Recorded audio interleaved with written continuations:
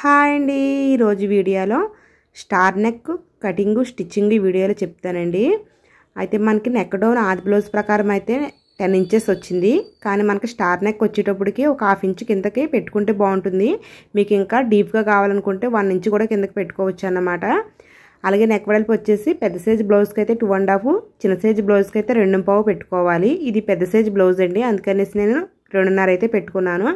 ఈ విధంగా neck box marking చేసుకున్నాక 1 ఇంచ్కి మార్కింగ్ చేసుకుని ఈ విధంగా క్రాస్గా నేను వీడియోలో చూపించినట్టుగా మార్క్ చేసుకోవాలి. మనం ఈ నెక్ బాక్స్ని బేస్ చేసుకుంటూ మనకి ఏ నెక్ షేప్ ఏది కావాలితే ఆ రకంగా మార్క్ చేసుకోవచ్చు అన్నమాట. నాకు వచ్చేసి నెక్ షేప్ అయితే ఈ విధంగా కావాలి కాబట్టి ఈ విధంగా మార్క్ చేసుకున్నాను. స్టార్ నెక్కి మనకి కార్నర్లు చాలా ముఖ్యము. ఇవైతే కొలత ప్రకారం అయితే ఈ కార్నర్ వచ్చేసి హాఫ్ ఇంచ్ బయటకు వచ్చిందండి నెక్ బాక్స్కి. పైన కార్నర్ వచ్చేసి 1 ఇంచ్ బయటకు పెట్టుకుంటే లుక్ బాగుంటుంది. అలాగే ఈ కార్నర్స్కి ఒకదానికి 2.5 ఇంచెస్ గ్యాప్ అయితే ఉండాలి. అలాగే మనకి పైన వైపున వచ్చేసి దీనికి థ్రెడ్ అయితే పెట్టాలండి. నేను మనకి షోల్డర్ కుట్టు హాఫ్ ఇంచ్ పోగా 3.5 ఇంచెస్కి పెట్టుకోవాలన్నమాట. అంటే షోల్డర్ కుట్టు హాఫ్ ఇంచ్కి పోతుంది, 3 ఇంచెస్ దగ్గర మనకి థర్డ్ వస్తుంది అన్నమాట. అంటే పైన వైపున షోల్డర్ కుట్టు హాఫ్ ఇంచ్ పోతే అక్కడ నుంచి 3 ఇంచెస్ దగ్గర థ్రెడ్ పెట్టుకోవాలి. ఈ థ్రెడ్ దగ్గరే కొద్దిగా వంపుగా మార్కింగ్ చేసుకోవాలి నెక్ని. అప్పుడు మనకి థ్రెడ్ పెట్టుకుని తాడు వెనకాల కట్టుకుంటే నెక్ బాగా నిలబడుతుంది. ఈ విధంగా అయితే మార్కింగ్ చేసుకుని కట్ చేసుకుంటే మీకు నీట్గా ఉంటుంది.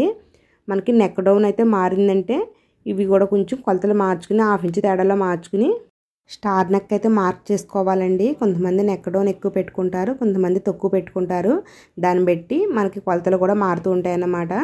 లేకపోతే ఉజ్జాయింపుగా కూడా మార్కింగ్ చేసుకోవచ్చు. చూసారు కదా, నెక్ షేప్ అయితే ఈ విధంగా వచ్చిందండి. నేను దీనికి పైపింగ్ అయితే వేస్తాను.